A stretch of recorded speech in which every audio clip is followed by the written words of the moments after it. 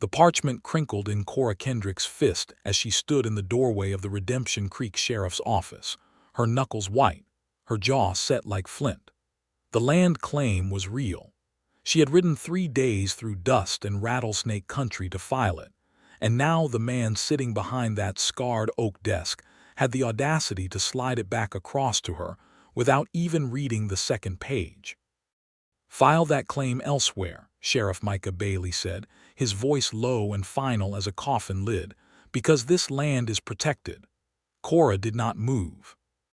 Her dark eyes swept over him once, cataloging everything, the star pinned to his chest, the shadows beneath his eyes that spoke of a man who had not slept clean in weeks, the way his hand rested near his sidearm not as a threat but as a habit, the way a man rests his hand near something he has reached for so many times it has become as natural as breathing.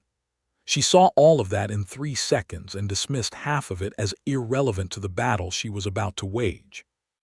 "Then you had better show me where it says that in writing," she said, "because I have a land grant signed by the territorial commissioner, witnessed by 2 attorneys in Santa Fe, and registered with the federal land office in Albuquerque." "What exactly do you have?" Micah Bailey stood slowly. He was taller than she'd expected.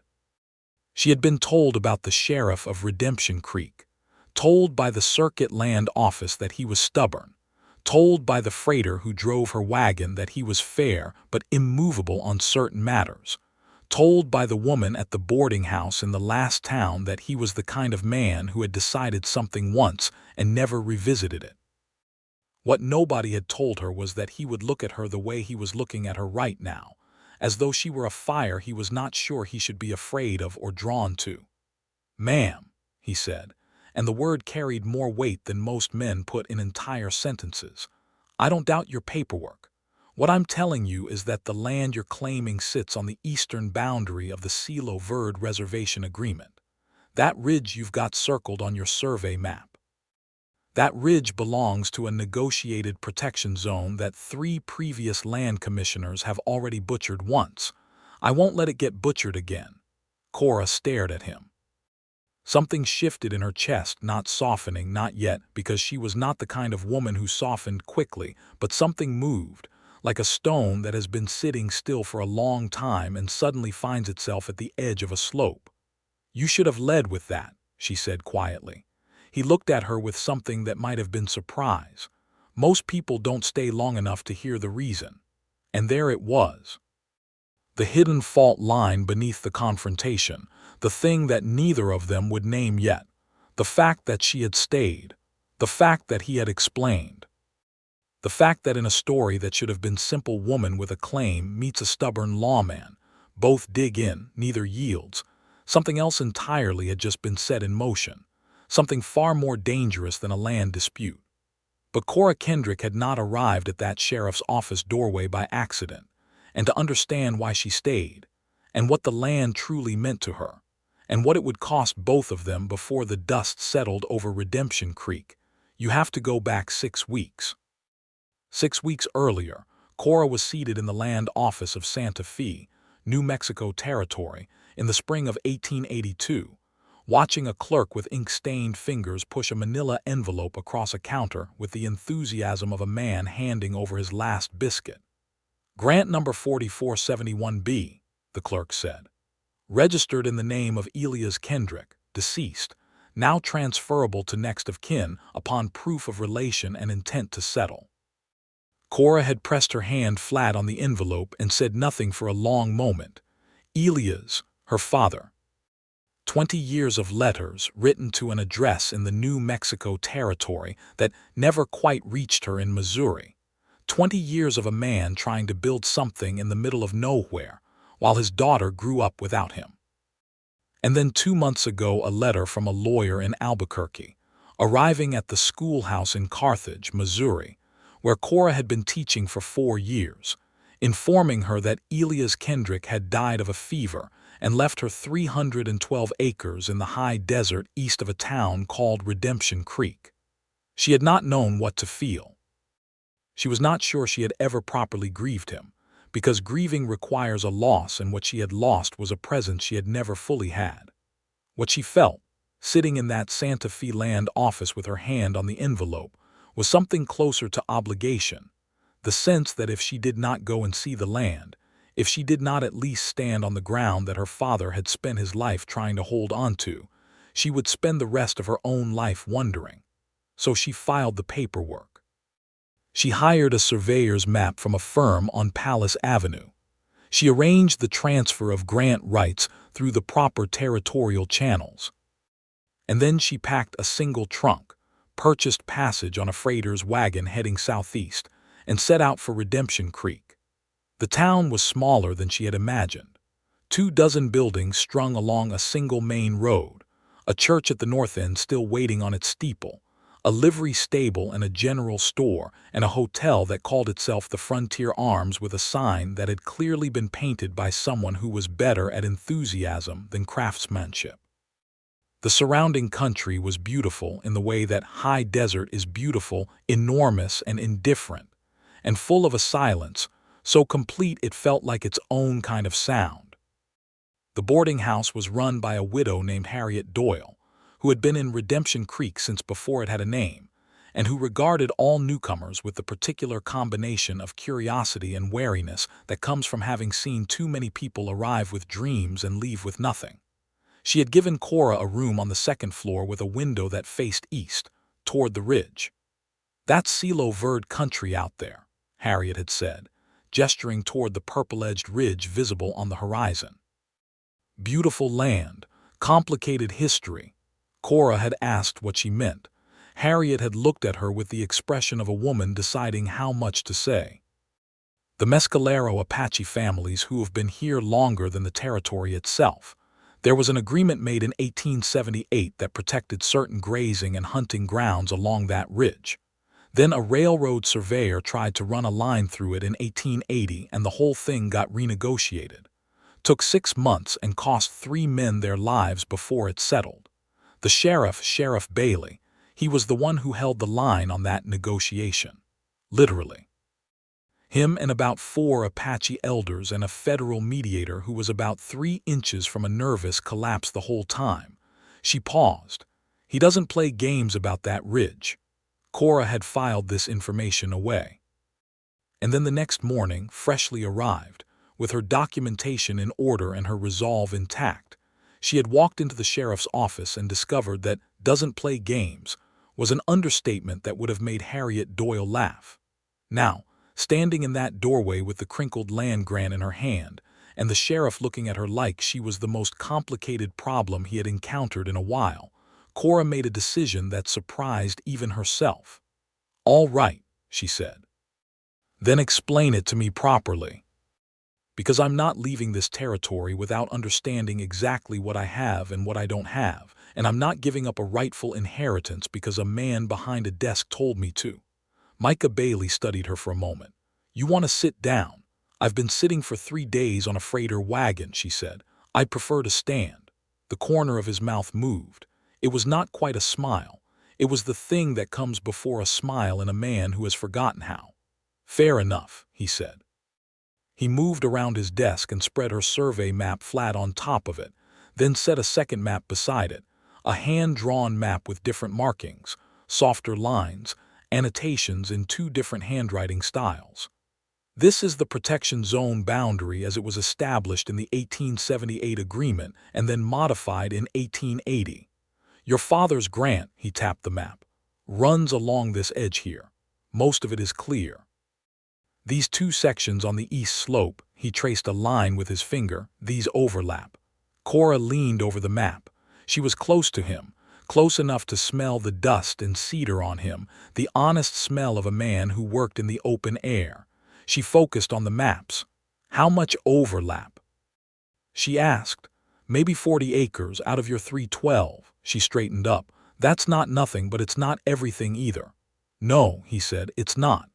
So what I actually need," she said slowly, "is a survey of the exact boundary, a proper one, because this," she tapped the hand-drawn map, "and this," she tapped her official survey map, "are not using the same reference points."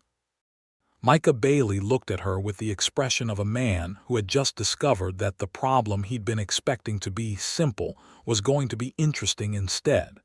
You know how to read survey maps. I taught geography and arithmetic for 4 years, she said. I can read anything with numbers and lines. He was quiet for a moment. Then he said, the county surveyor comes through every 3 months. Next visit is in 6 weeks. 6 weeks, she repeated. Unless you want to ride to Albuquerque yourself. I want to see the land first, she said. I want to see what my father built. Micah hesitated, and she saw something pass across his face, not reluctance exactly, but something careful, something that was choosing its words before it spoke them. Your father's place is still standing, he said. Nobody's touched it. I made sure of that when he passed. Cora blinked. It was the first time in this entire conversation that something had caught her genuinely off guard. You knew him.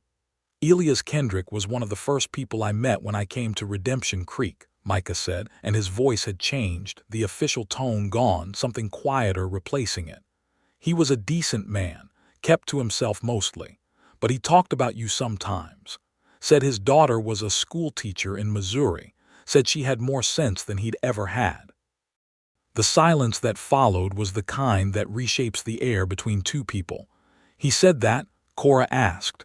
Her voice was steady, but only because she made it so. More than once, Micah said. He looked away then at the window, and she was grateful for it because she needed a moment that he could not see. I can ride out with you tomorrow if you want to see the property. Make sure you know what you're dealing with before you decide anything. She looked at him. She considered him. She thought about what Harriet Doyle had said, about a man who held a line when it needed holding. She thought about the way he had not raised his voice once in the last 15 minutes, and about the way he had spread those maps without being asked, and about the way he had looked at her survey document with genuine attention rather than dismissal. All right, she said. Tomorrow. She left the office and walked back up the main street of Redemption Creek toward Harriet Doyle's boarding house. And she did not let herself think about the fact that her heart was beating a little faster than it should have been for a woman who had simply had a productive conversation about property lines. Micah Bailey stood at his window and watched her go, and then looked down at the two maps still spread on his desk, and tried to remember when he had last spoken to someone who made 6 weeks feel like a reasonable amount of time to wait for anything. The morning broke pale gold over the eastern ridge. Cora was up before sunrise, dressed in her practical riding clothes, the dark wool split skirt she'd made in Santa Fe, the cream blouse, the boots that had cost her 2 weeks' teaching salary and been worth every cent, when she heard the knock at the boarding house door below and Harriet Doyle's voice, and then another voice, lower, answering. She came downstairs to find Micah Bailey standing in the entrance hallway with his hat in his hands, which surprised her. She had expected a man like him to keep his hat on everywhere except church. He was talking to Harriet with the ease of long familiarity, and when he looked up and saw Cora on the stairs, something moved in his expression, quickly hidden but there. Miss Kendrick, he said. Mr. Bailey, she said, because she wasn't ready to call him sheriff yet. Sheriff was a wall. Mr. was a door. He'd brought 2 horses from the livery, a deep bay for himself and a steady gray mare for her. She accepted the mare without comment, checked the cinch herself, and mounted without assistance. She noticed that he noticed this. They rode east out of town in the early morning light, the air still holding the cool of the night, the sage releasing its sharp, dry scent under the horses' hooves. Redemption Creek fell behind them, and the country opened up into the high desert's particular grandeur, red rock and pale grass, and the enormous sky going blue above them. He did not talk much as they rode, and she found she did not need him to.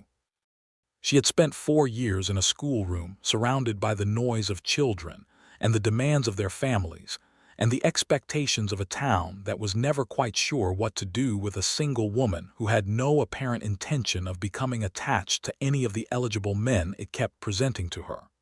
The silence of this ride felt like something she had been waiting for without knowing it.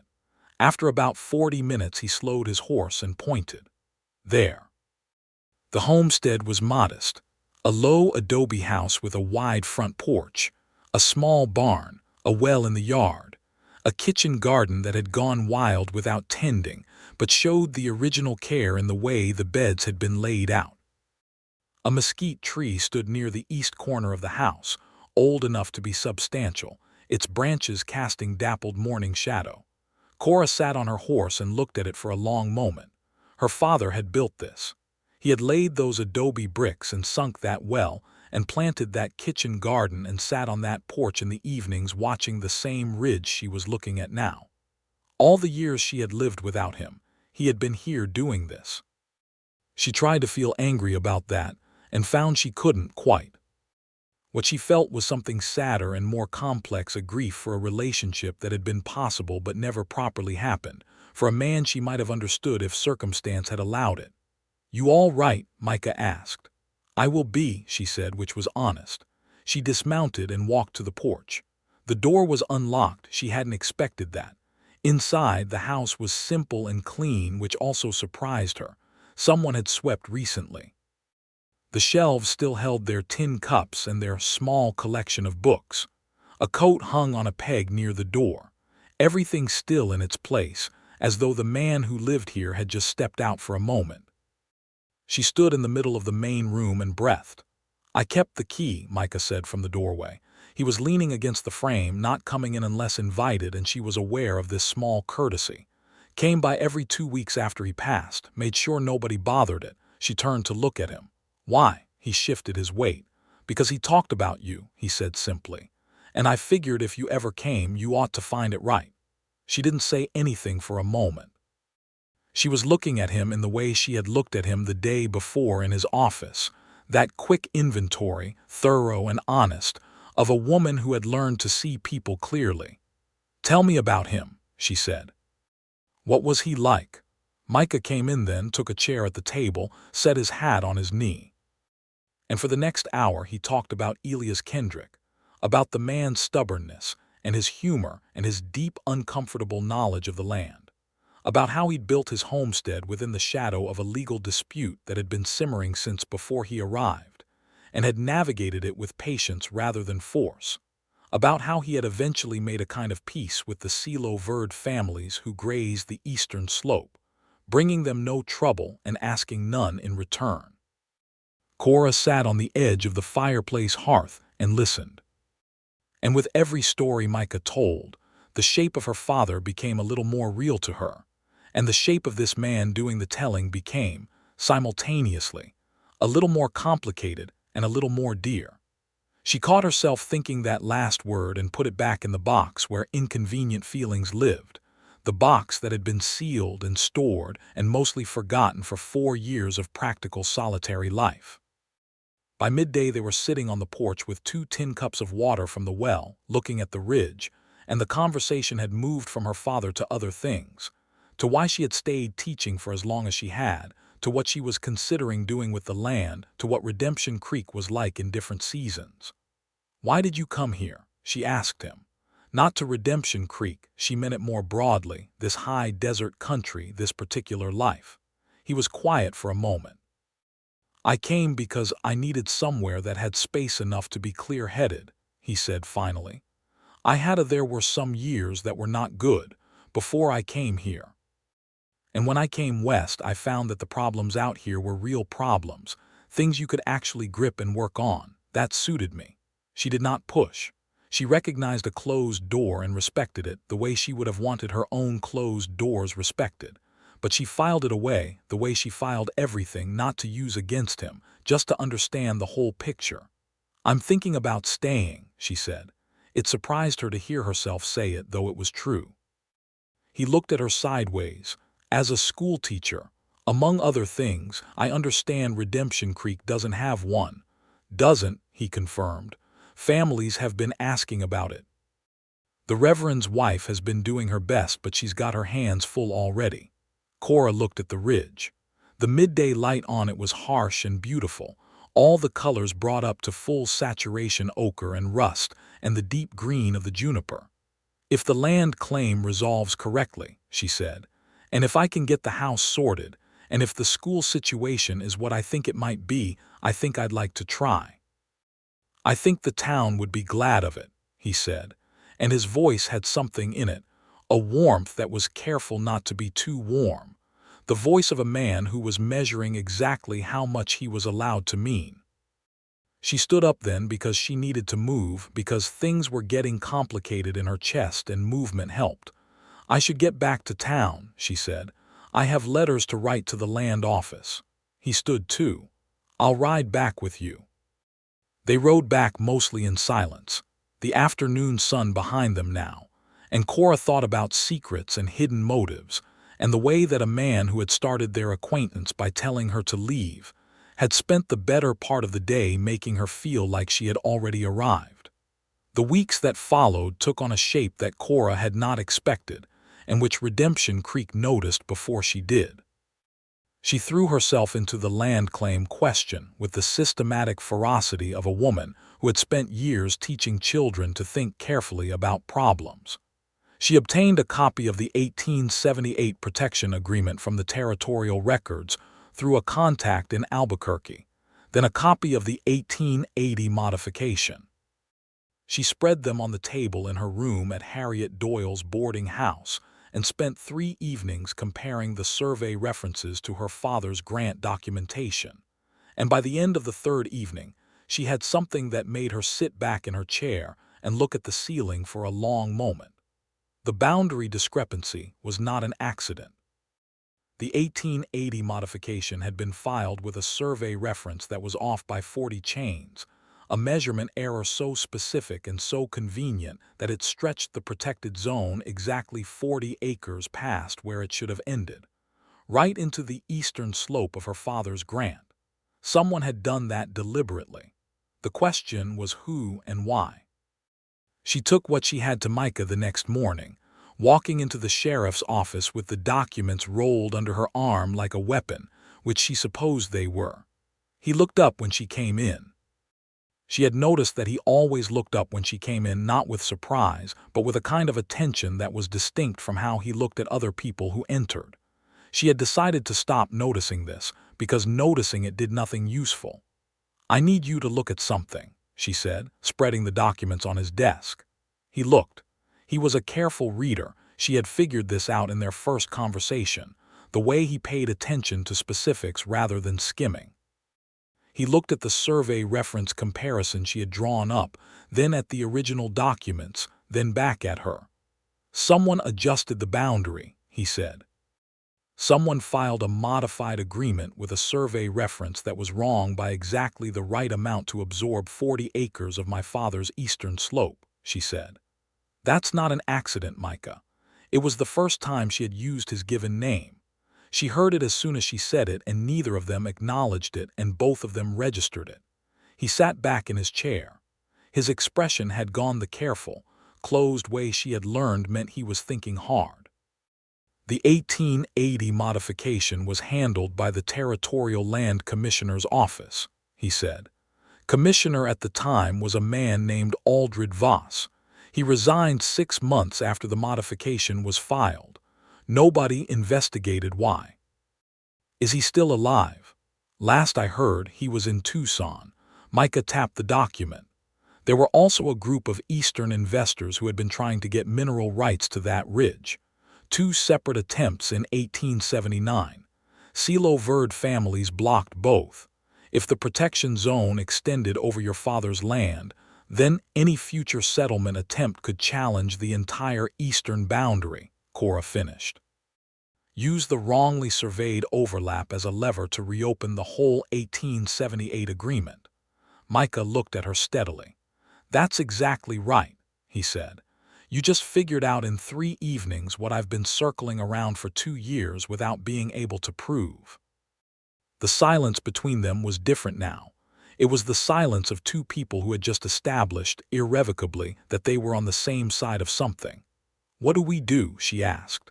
"We write to the Territorial Land Commissioner," he said, "and we write to the Federal Land Office, and we document every discrepancy you found with your methodology and your sources." He paused. "And I write to a man I know in Albuquerque who handles these kinds of complaints. His name is Theodore Marsh, and he has been trying to build a case against the Mineral Interest Group for 18 months. Cora began rolling up the documents. I'll have a full written summary on your desk by tomorrow morning." "You don't have to do it that fast," he said. "I've been writing curricula and progress reports for 4 years," she said. "I can produce a document summary in my sleep." She looked at him. "This matters, Micah. My father spent 15 years on this land and someone tried to steal part of it from him while the ink was barely dry on the protection agreement that was supposed to be helping everyone. That needs to be fixed." He stood up and she realized he was going to say something that wasn't purely procedural, and she braced herself for it without quite knowing why. "He was right about you," Micah said quietly. "What he said. You've got more sense than most." Cora Kendrick, who had not blushed in approximately 5 years, felt heat rise in her face and turned efficiently toward the door. "I'll have the summary ready tomorrow," she said, and left. She walked back to the boarding house in the afternoon sun with her heart doing something that was, she acknowledged privately, absolutely not sensible but also absolutely outside her control. Harriet Doyle was waiting on the porch with 2 cups of coffee, which meant she had been watching from the window and had timed this perfectly. "Sit," said Harriet. Cora sat. "How long have you been sweet on that man?" Harriet asked, and her tone was that of a woman asking a question she already knew the answer to. "I am not," Cora began. "You walked out of his office looking like spring came early," Harriet said. "I've seen that look before. I had it myself once many years ago. Don't waste time arguing with it, it'll save you considerable energy." Cora drank her coffee. "He is aggravating," she said. "The good ones usually are," Harriet said, satisfied. "He told me to leave when I first arrived." "And then he spent an entire day showing you your father's house and talking to you about a man he clearly respected enormously," Harriet said. "I know because the livery keeper told me, and the livery keeper knows everything." She looked at Cora. "That man has been carrying something for a long time, Cora. He doesn't let people in easily, but I've watched him these past weeks, the way he looks toward this boarding house in the mornings. He's letting you in." Cora looked at the ridge on the horizon. "The land claim is complicated," she said.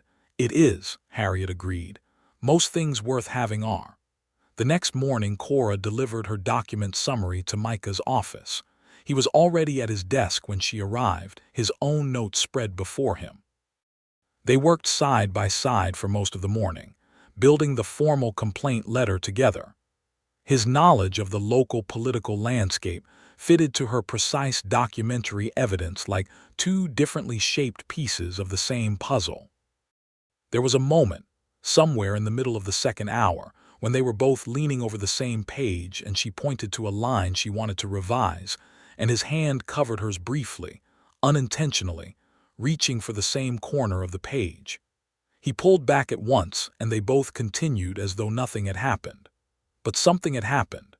The air in the office was different after that, charged with a particular kind of restraint that both of them were maintaining at some cost. The letters were dispatched with the afternoon mail rider, and then they waited. Waiting is its own kind of intimacy, Cora discovered.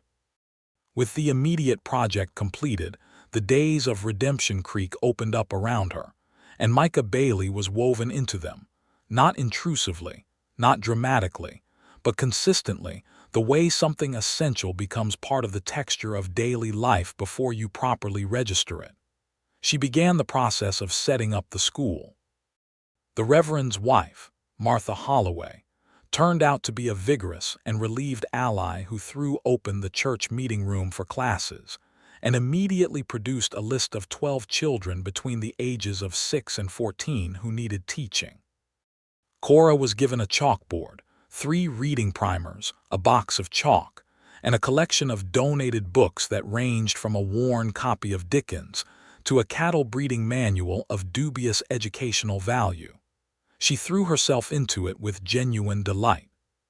She had always loved teaching with the devotion of someone who had found their exact purpose, and the children of Redemption Creek, curious, rough-edged, wild as the country they lived in, responded to her with the directness that children show to teachers they instinctively trust. Micah came by the school one afternoon officially, she told herself, to check that the space was being used with the Reverend's permission, and stood in the doorway watching her work with the 12 students. She did not stop the lesson.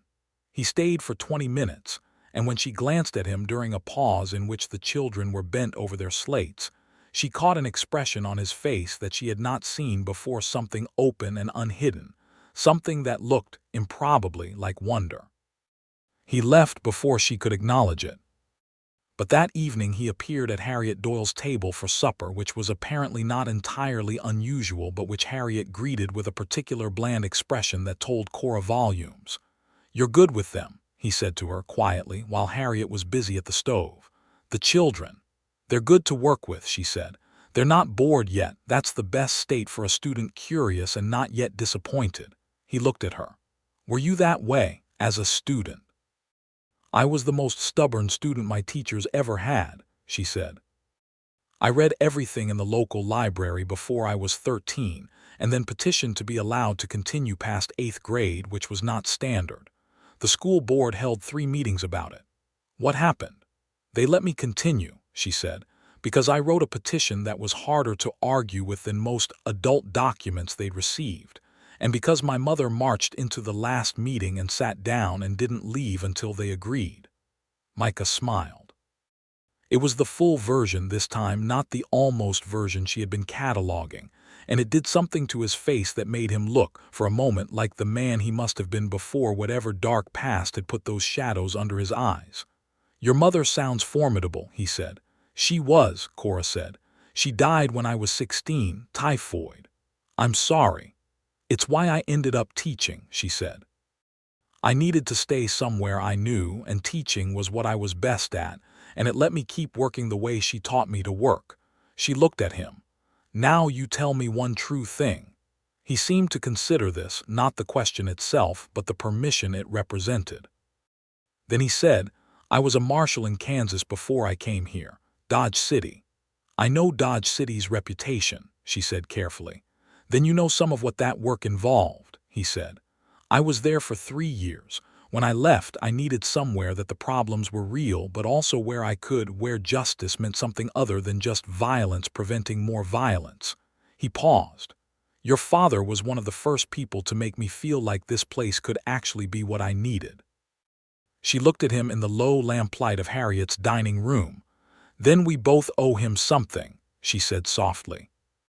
Harriet arrived with supper plates, and the moment settled into the ordinary rhythms of the meal, but it sat between them like a warm thing for the rest of the evening. The response from Theodore Marsh in Albuquerque arrived 17 days later, and it was better than either of them had hoped. Marsh had, it turned out, been building his case against the Mineral Interest Group, a corporation registered in Philadelphia called Western Territorial Holdings, for longer than 18 months, and Cora's documentary evidence of the falsified survey reference was, as he wrote in a telegram of barely contained excitement, "the most cleanly documented piece of deliberate fraud I have encountered in 4 years of investigating this matter." He was coming to Redemption Creek. He was bringing a federal mediator, and he wanted Cora and the sheriff both available for a formal hearing. Micah read the telegram and then looked at Cora and said, with the measured tone of a man trying not to let satisfaction overtake professionalism, "You did that." "We did that," she said. "You found the discrepancy. You knew who to write to," she said. "Marsh wouldn't have taken it seriously from me alone. He needed your letter too." He was quiet for a moment, and then he said something she had not entirely seen coming. "I wrote to Marsh 8 months ago," he said. "He asked for documentation. I didn't have any. I've been watching this situation for 2 years and never found what you found in 3 evenings." She met his gaze. "You've been protecting something that was real," she said. "The Seeloverd families, the Ridge, the agreement. You knew it was being manipulated, but you couldn't prove how, so you did what you could, which was hold the line. That's not nothing, Micah. That's 2 years of keeping something intact that someone was trying to destroy. I just found the paperwork." He looked at her with the expression she had come to recognize, the one that was not quite a word, that was the thing before a word, the consideration of whether something could be safely said. He said it anyway. "I am glad you came to Redemption Creek," he said, Even though I told you to leave." She allowed herself one small smile. "I don't recall complying with that instruction." "No," he said, and the full smile was there again, brief and bright. "You don't seem to be a woman who does what she's told when she disagrees with the reason." "My students find it useful," she said. "They know I'll listen to argument. They just know that because I said so is not an argument." He laughed, actually laughed. Not a polite sound, but a real one, low and warm, and Cora thought, standing in the sheriff's office in the mid-morning light with the telegram on the desk between them, that this was the sound of something settling into place. Theodore Marsh arrived in Redemption Creek on a Tuesday morning in late May, driving a hired buggy that had seen better decades, accompanied by a federal mediator named James Clearwater and a surveyor from the Territorial Land Office named Abraham Petty. The hearing was held in the church, which was the only space in Redemption Creek large enough to accommodate all the interested parties, and there were more of those than Cora had anticipated. Word had gotten out through the territory, and 2 representatives of the Silo Verde Apache families came down from the ridge. A man named Running Horse who spoke with a quiet authority that silenced the room when he chose to use it, and an elder woman named Sunflower who said nothing at all but watched everything with eyes that missed nothing. Western Territorial Holdings sent a lawyer from Santa Fe named Henry Crowder, who had the sleek look of a man accustomed to winning on procedural grounds, and who looked at the assembled company with visible contempt that he was not quite careful enough to hide. Micah stood at the back of the church, not in a chair but on his feet, his star catching the light, his posture communicating with absolute clarity that this was still his jurisdiction and that he was watching. Cora presented her documentation at the hearing table with the composure of a woman who had stood in front of 30 children every day and held her ground. She walked through the survey discrepancy methodically, using the hand-drawn map she had made herself to illustrate the boundary question, referencing each document by date and registration number, building the argument brick by brick until it was airtight and everyone in the room could see the shape of it. Crowder tried to challenge her methodology twice. Both times Marsh cut him off with the paperwork. The third time Crowder opened his mouth, Running Horse spoke from his seat near the window, just 4 sentences, in English so precise it made Crowder flinch about the 1878 agreement's original intent, about what his community had been promised, and about how Western Territorial Holdings had attempted twice to negotiate with his family, and both times had offered terms that would have stripped the grazing rights that the protection zone was specifically designed to safeguard. The room was very quiet after he finished. Abraham Petty produced his fresh survey of the contested boundary, conducted over 3 days before the hearing, which confirmed Cora's analysis entirely. The 40-chain discrepancy was real, documented, and demonstrably inconsistent with the original 1878 survey markers, which were still physically present on the ridge and which Petty had located and measured. The hearing took 4 hours. At the end of it, Mediator Clearwater ruled that the 1880 boundary modification was invalid, that the original 1878 protection zone boundaries were to be restored and formally re-registered, and that Cora Kendrick's land grant stood complete and uncontested within those correctly restored boundaries. Crowder left Redemption Creek that evening without speaking to anyone. Running Horse came and spoke to Cora after the hearing. He was a man of perhaps 40 with a straight, considered manner of speaking that reminded her of the best teachers she had known, people who weighed words before spending them. "Your father was a fair neighbor," he said. "We knew he was gone. We wondered if whoever came after would be the same." Cora met his gaze. "I intend to be," she said. "And I'd like to understand the boundaries properly, from your perspective as well as the map, if you're willing." He considered her for a moment. "I will bring the elder who remembers the original markers," he said. "She knows the land better than any surveyor." "I would be honored," Cora said, and meant it. After the church had emptied and the various officials had retreated to the hotel to write their reports, Cora stood in the afternoon sunlight outside and felt the ground settle beneath her feet, literally and otherwise. Micah came out of the church and stood beside her. The street of Redemption Creek was quiet in the afternoon heat. The mountains above the ridge were going amber in the late light. "It's done," she said. "It is," he said. She looked at him. "You're not saying I told you so," she said. "I never said to leave because of the protection zone," he said. "I said to file elsewhere. I was wrong about the reason, not about the law. That is a very fine distinction." "I'm a lawman," he said. "Fine distinctions are part of the occupation." She laughed, and it felt easy, the kind of laugh that only happens when the tension that has been running through everything for weeks finally releases its grip. Then he said carefully, "What are you going to do now?" "I'm going to go home," she said, and she meant the adobe house on the eastern slope. "And the school." "I'll keep the school," she said. "The children have made it very clear that they consider this permanent, and I've never had students make that case to me before, and I find I'm not inclined to disappoint them." He nodded slowly. "And after that," she looked at him. The question was not about the school.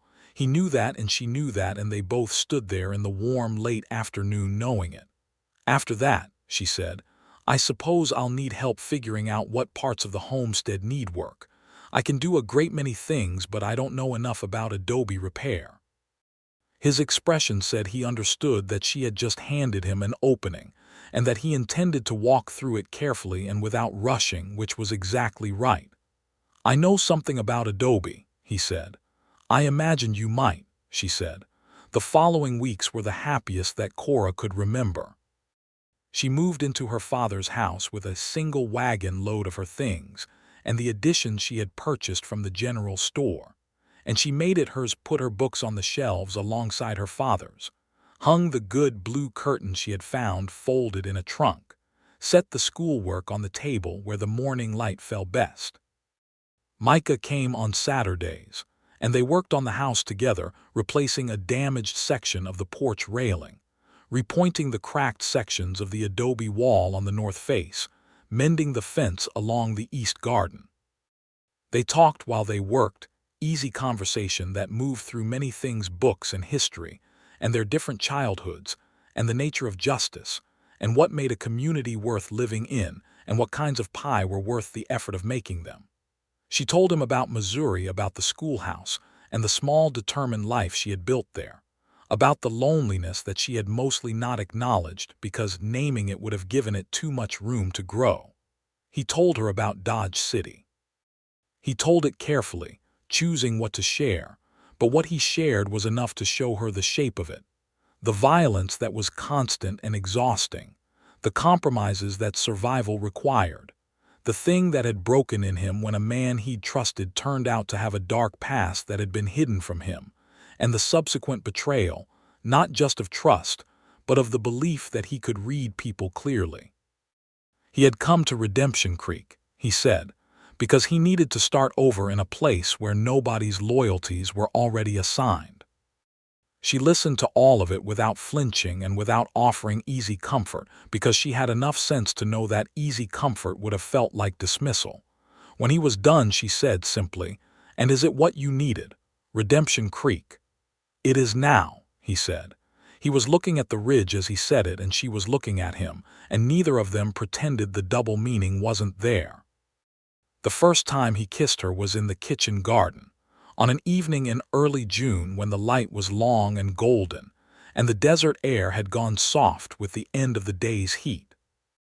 They were looking at the tomato plants she had staked up, debating whether they needed more water, and the conversation had drifted from tomatoes to the upcoming 4th of July gathering in town, and then to some entirely different subject that she could not afterward remember, because what she remembered was the moment when they both stopped talking at the same time and looked at each other, and the look went on slightly longer than looks between people who are merely neighbors go on.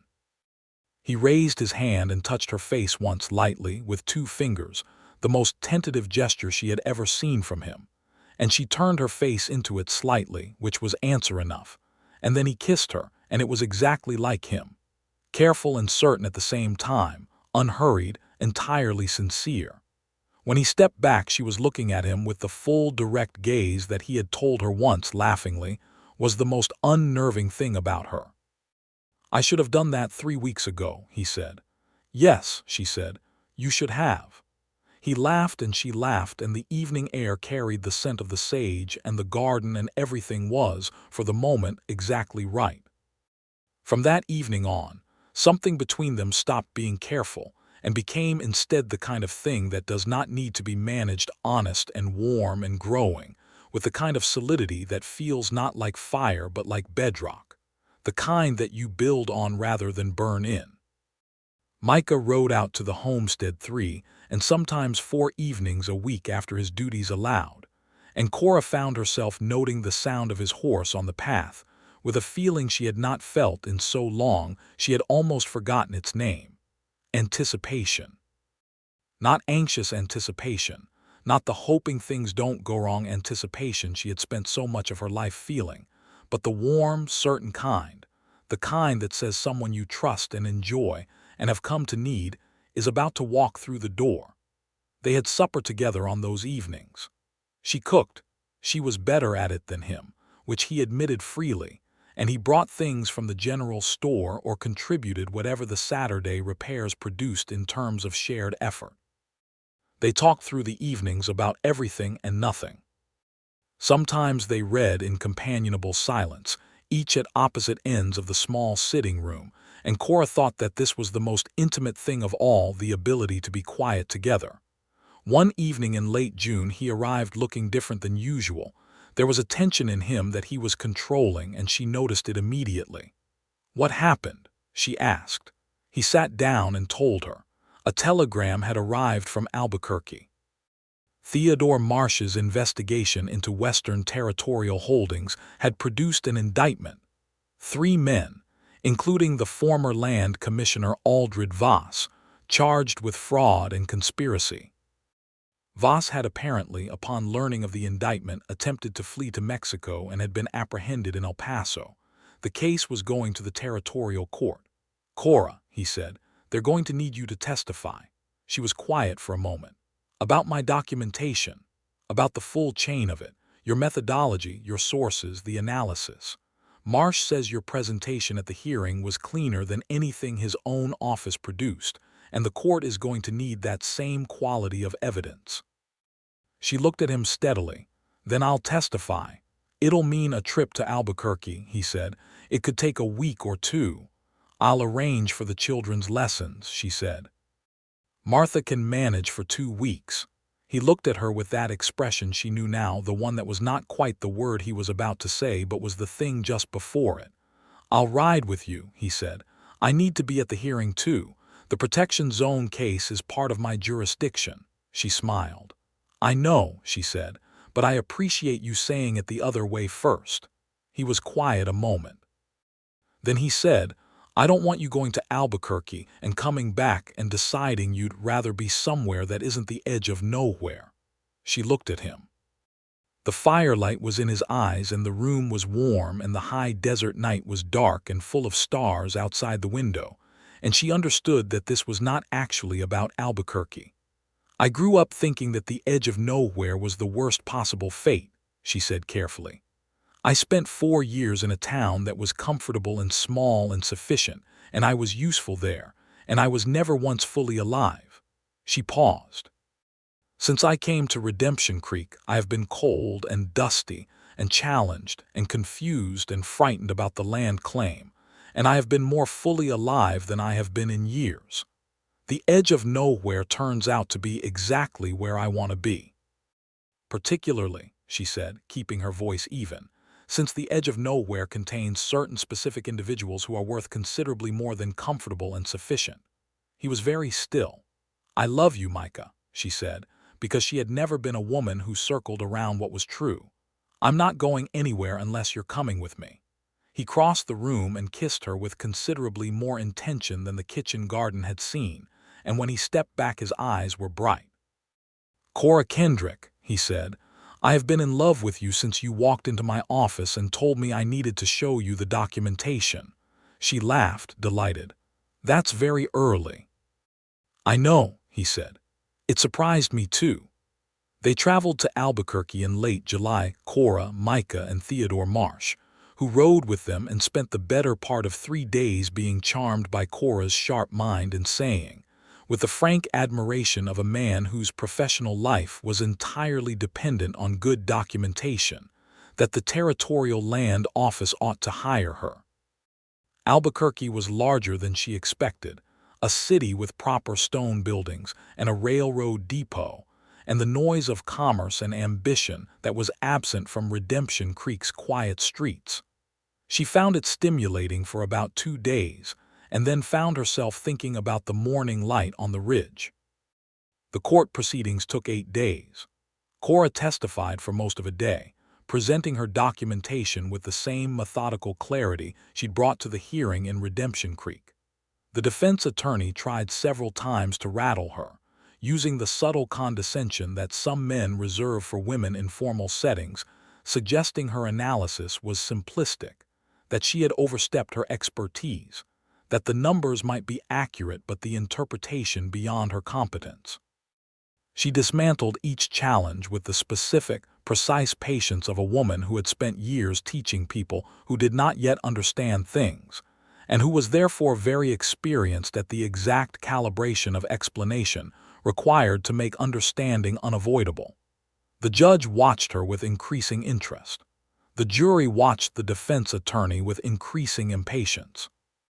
Micah testified on the second day about the 1880 negotiations and the 2 previous failed attempts by Western Territorial Holdings to acquire mineral rights on the ridge.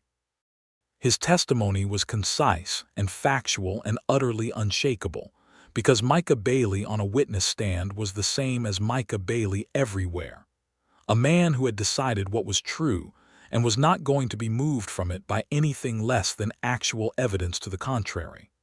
On the 8th day, Aldred Voss and his 2 co-conspirators were convicted on all charges. The Territorial Court's judgment included a permanent dissolution of Western Territorial Holdings land claims in the New Mexico Territory, and a formal commendation to Cora Kendrick for her documentary contribution to the case. Standing outside the courthouse in the afternoon heat, Marsh shaking both their hands with the enthusiasm of a man who had finally won a long fight, Cora felt something complete.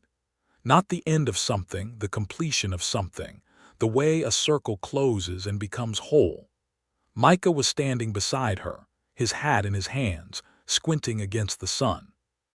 She took his free hand, and he held it, and they stood there in the Albuquerque sunlight with the verdict behind them and the road back to Redemption Creek ahead.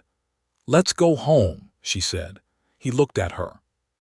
"I have something I want to ask you," he said, "and I was going to wait until we were back in Redemption Creek, but I find I don't want to wait any longer." She looked up at him. He was not a man who fumbled for words, he was careful and deliberate, but right now he had the look of a man standing at the edge of something large, choosing the jump. "I want to marry you, Cora," he said.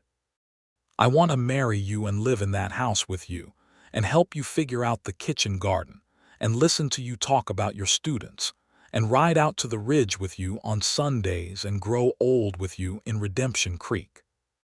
I know that's a straightforward proposition, and I know you're a woman who deserves to be asked with more poetry than I have available, but I mean every word of it, and I would very much like to hear your answer." She was looking at him with the full, direct gaze. "Yes," she said, "and the lack of poetry is completely fine because I have always found sincerity more convincing than eloquence." He laughed and pulled her close, and she could feel him laughing, and it was the best feeling she had ever known, the specific physical experience of being held by someone you love who is happy. "I do have one requirement," she said, her voice muffled against his shoulder. "Name it," he said. "I keep the teaching," she said. "The school is not negotiable." "Cora," he said, genuinely amused, "I would never in my life suggest otherwise. The town depends on it. Those children depend on it. I depend on it. Half my jurisdiction learned to read this spring." She laughed, and Marsh, who had the grace to have turned away and was studying the opposite side of the street with great apparent interest, smiled privately at nothing in particular.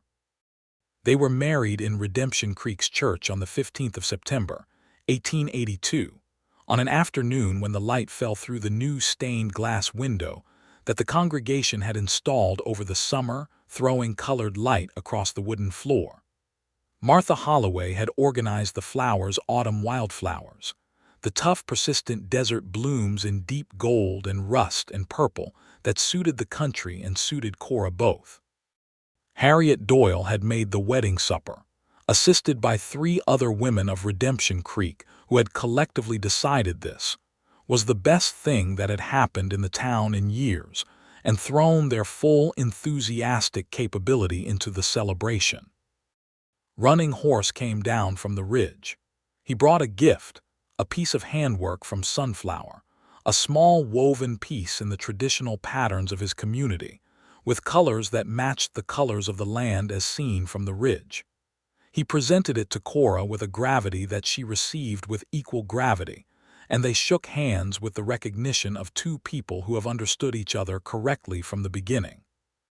The Reverend performed the ceremony with the slightly overwhelmed air of a man who had expected a simple service and found himself presiding over something considerably more significant, because half the town had come and the other half had sent word, and the sense of occasion had exceeded what anyone had planned for.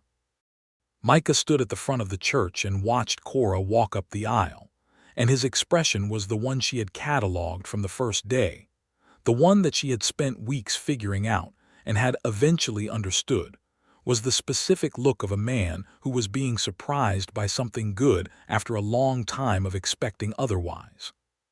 She reached him and took his hand, and they said their vows in the voices of 2 people who had chosen each other with full knowledge of who the other was, which is the only way the words mean anything. The party afterward went until late in the evening, with the town's fiddle player and Harriet's good cooking, and enough goodwill in the room to fuel a much larger celebration. Cora danced with Micah, and then with the Reverend, and then with 3 of her students' fathers and one of the older students himself, who asked solemnly and was solemnly obliged, and she laughed more that evening than she could remember laughing in a very long time. Near the end of the evening, sitting outside on the church steps with Micah in the cooling September air, the party continuing warmly inside, she said, "I want to write to my students in Missouri." He looked at her. "Tell them what?" "That I'm well," she said. "That I found something I didn't know I was looking for. That the edge of nowhere turned out to be the exact center of where I needed to be." She paused. "And perhaps that if any of them ever need to make a long ride to claim something that is rightfully theirs, they ought to be prepared to argue with stubborn sheriffs." "I was not that stubborn," he said mildly. "You told me to file elsewhere," she said. "I explained the reason within 15 minutes, after telling me to leave." "Most people do leave," he said. "That was based on extensive prior experience." She leaned her head against his shoulder. "I'm glad I'm not most people." "So am I," he said, and put his arm around her. "So am I." The first winter of their marriage was long and cold, with snow arriving earlier than usual and lying deep on the ridge through December and January. The school continued through it. Cora was not a woman who let weather cancel learning, and the children arrived bundled and stamping their boots, and settled into the lessons with the particular energy that cold mornings generate in young people. The homestead was warm. Micah had spent the late fall adding insulation to the north wall and making certain the chimney drew properly, and the house held its heat through even the deepest nights. Cora had lined every window with her good curtains and put rugs on the floors and made the small home into something that held them both. His spare, necessary things alongside her books and her teaching papers, and the blue ceramic pitcher she had bought in Albuquerque. The woven gift from Sunflower hung on the wall where the morning light touched it. On the evenings when the cold kept them inside, they read and talked, and Cora had the growing conviction that she had never known anyone as well as she was coming to know Micah Bailey. Not the surface of him, which had been compelling from the first day, but the depth, the full, complicated interior landscape of a person, his humor and his stubbornness and his unexpected tenderness, and his absolute conviction about certain things that she found, she shared more completely the longer she knew him. In the spring, Cora discovered she was expecting a child. She told Micah on a Sunday morning while they were riding out to the ridge. She had formed the habit of these Sunday rides and he had gladly joined it, and she told him simply, directly, as she told him everything. He stopped his horse. He looked at her with an expression that she had not seen before in the full vocabulary of his expressions, something unguarded, almost undefended, open in a way that the former Dodge City Marshal with his dark past and his careful walls had worked very hard to prevent from being visible. He looked like a man who had been handed something he had not known he was allowed to want. "Cora," he said, and that was all, just her name, but it contained everything. She smiled at him. "I expect you're pleased," she said. He stopped, started again. "I have been many things in my life and I have never been frightened of very much, but I am terrified of this and completely certain I want it, and both of those things are happening at once." She reached over from her horse and took his hand. "That's exactly right," she said. "That's how it should feel." He held her hand for a moment. "Are you well?" "I'm very well," she said. "The doctor in town confirms it and says everything looks as it should." "You went to the doctor without telling me." He sounded more astonished than hurt.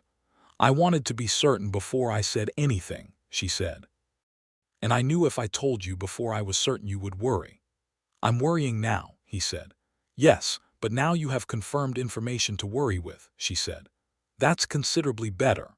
He looked at her for another long moment and then he laughed, the real laugh, the one she loved, and squeezed her hand, and they rode on up toward the ridge in the spring morning. And Cora thought that the world contained, at this precise moment, everything she had ever needed and had not known how to ask for. Their son was born in November of 1883.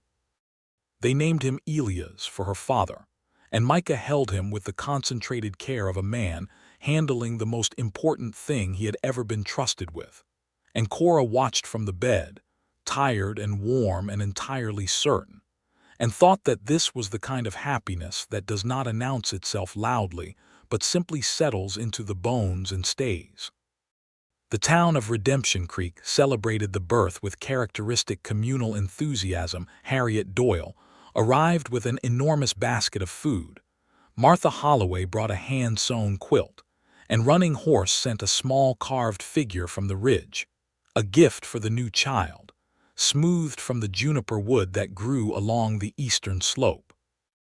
Cora wrote to Theodore Marsh in Albuquerque, who wrote back with congratulations and the news that the Western Territorial Holdings case had resulted in new protective legislation for reservation boundary agreements that was being considered at the federal level.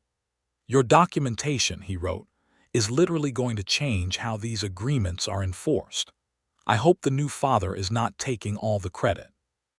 She read the letter to Micah, who was sitting in the armchair with baby Elias asleep on his chest, an image of such perfect contentment that she had to look at it for a long moment before she could speak. "He should not have any credit at all," Micah said, without opening his eyes, "except for the part about knowing who to write to." "You can have credit for that," she said generously. "Thank you," he said. The school continued to grow. By 1884, Cora had 22 students and had successfully petitioned the county for funds to build a proper schoolhouse. The building went up in the summer, a simple frame structure with a real chalkboard and proper desks and a bell above the door. And on the first day of the autumn term, Cora stood at the door and rang that bell and watched her students file in, and felt a particular kind of professional joy that she intended to spend the rest of her life earning. In the fall of 1884, Running Horse brought Sunflower down from the ridge to see the new schoolhouse. The elder woman walked slowly through the single room, looking at the books and the maps on the wall and the children's drawings that Cora had pinned to a board, and then she said something to Running Horse in their language, and Running Horse translated. "She says the room knows its purpose," he said. "She says that is rare." Cora received this with the solemnity it deserved. "Tell her that I am trying to keep it that way." The following years settled into the deep, textured life of a community that is making itself. Redemption Creek grew, not dramatically, not with the kind of explosive boom that stripped other western towns of their character and left them hollow, but steadily, with the arrival of families who came looking for decent land and something like order and found both. The school grew with it. Micah's jurisdiction expanded slightly as the surrounding country filled in, and he hired a deputy, a young man named Seth who had grown up on a cattle ranch 2 counties over and who, Cora noted with private amusement, had the same habit of leaning in doorways that Micah did, as though something about the job expressed itself in the posture. In the spring of 1885, their daughter arrived, a small, fierce creature they named Sarah, after Micah's mother, who had died when he was 7, and about whom he spoke rarely but with the specific tenderness of an old wound that has healed well. Sarah was, from approximately her first week, a person of strong opinions, and Cora watched her own stubbornness reflected back at her from the face of a child small enough to hold in one arm and thought, privately, that Micah was going to find this either amusing or challenging, and that it was probably going to be both. He found it entirely charming, which she also noted. Elias, at 2, was a quiet, watchful child with his father's eyes and his mother's way of reading a room. The combination produced a child of unusual perceptiveness, who noticed everything, and commented on selected items with the precision of a small natural scientist. He had already made friends with 3 of the older school children, who had apparently adopted him as a collective pet, and visited the schoolhouse frequently to the delight of all present. The homestead had grown with the years. Micah had added 2 rooms to the original adobe house, a proper bedroom that was their own, and a second bedroom for the children, and the original main room had been opened up and made lighter with a new window facing east that let in the morning. The kitchen garden that had gone wild under her father was now fully reclaimed and productive, and the well had been cleaned and lined properly. The mesquite tree in the yard was broader in the shade it threw than it had been when Cora first saw it, and she liked this. The way the old things continued, and the new things grew alongside them. On summer evenings, she and Micah sat on the porch after the children were settled for the night, watching the light go out of the sky over the ridge and the stars come up, which in the high desert happens with a particular magnificence, not 1 or 2 stars appearing but a fullness, as though the sky has been holding them back all day and finally lets them all out at once. They talked on those evenings and were sometimes quiet, and both were good. She had never taken for granted the particular luck of having found a person you can be quiet with. She had understood from her own solitary years how rare and precise a finding that was. "Do you ever think about going back east?" He asked her one evening in the summer of 1886, not with any urgency, as though he were simply curious. "No," she said, easily and certainly. "Do you think about going elsewhere, another town, a different kind of work?" "No," he said with equal certainty. "I'm exactly where I should be." She leaned her shoulder against his. "I think about my father sometimes," she said, "whether he knew that we'd end up here. Whether he'd have imagined that his land grant would go through a federal fraud case and come out the other side cleaner than when he filed it." "He was stubborn," Micah said. "He would have been pleased to have his daughter match him on that." "I am not stubborn," she said. "I am persistent. The first morning you were here," he said, "you walked into my office and stood in the doorway and told me you required documentation. Not asked, told. Because you had told me to leave without providing a reason," she said. "That was entirely reasonable." "You're proving my point," he said. She laughed. "You told me to leave and I stayed and it turned out perfectly." "It did," he said, and the warmth in it was the warmth of a man who has everything he needs and knows it. "It turned out perfectly." The winter of 1886 brought news from Albuquerque. Theodore Marsh wrote to tell them that the federal protective legislation he had mentioned in his earlier letter, built in significant part on the documentation from the Western Territorial Holdings case, on the evidentiary record that Cora had first produced in a small boarding house room in Redemption Creek, had been passed. The new regulations meant that reservation boundary agreements would now require dual survey confirmation and federal oversight of any modification filings, making the kind of deliberate boundary manipulation that had been attempted on the Silo Verde Protection Zone essentially impossible to execute without detection. Cora sat at her kitchen table and read the letter twice. Then she walked to the school. It was a Tuesday afternoon and her students were at their slates, and stood in the doorway and looked at 22 young faces bent over their work and thought about the chain of things. Her father building his homestead, a corrupt commissioner adjusting a survey reference, a woman writing 3 days to file a land claim, a stubborn sheriff telling her to file elsewhere, the conversation that followed, the 2 maps spread on a desk, the decision to stay. Every link in the chain had mattered, every single stubborn, inconvenient, complicated link. She went in and taught the afternoon lesson, and when Micah came to collect her and the children at the end of the day, she showed him the letter, and he read it standing in the schoolroom doorway with Elias hanging off his arm and Sarah already trying to get down from his other arm to investigate the schoolroom chalk. He looked up from the letter. His expression was the one she loved most, the quiet, certain happiness of a man who has been part of something that matters. "Well," he said. "Well," she agreed. "I should apologize," he said. "For what?" "For telling you to file elsewhere." She tilted her head. "If you hadn't told me to file elsewhere," she said, "I wouldn't have argued with you. If I hadn't argued with you, we wouldn't have spread those maps on your desk. If we hadn't spread those maps on your desk, I wouldn't have found the discrepancy. If I hadn't found the discrepancy," she gestured at the letter. "So my stubbornness was essential to the outcome," he said. "Your stubbornness and my refusal to comply with it," she said. "Jointly essential."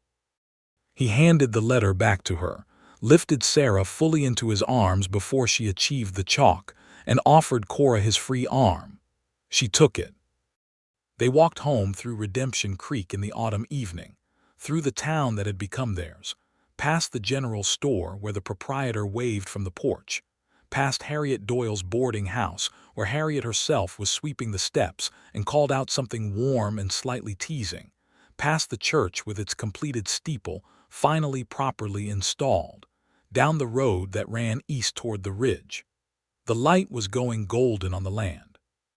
The ridge was purple and rust, the mesquite in the yard throwing long shadows, the house warm-windowed ahead. Sarah was chattering about something important involving a bird she had seen near the well, and Elias was asking his father a series of careful questions about how the stars worked that Micah was answering with equal care. Cora walked beside her husband in the warm evening air of the home she had fought for, and found and built into something real, and she thought about all the things that had had to happen in exactly the way they happened for this particular evening to exist. The dark past that drove a man west. The hidden motive in a survey document. The forced choice of a woman alone with an inheritance in a complicated territory. The secrets in an old protection agreement.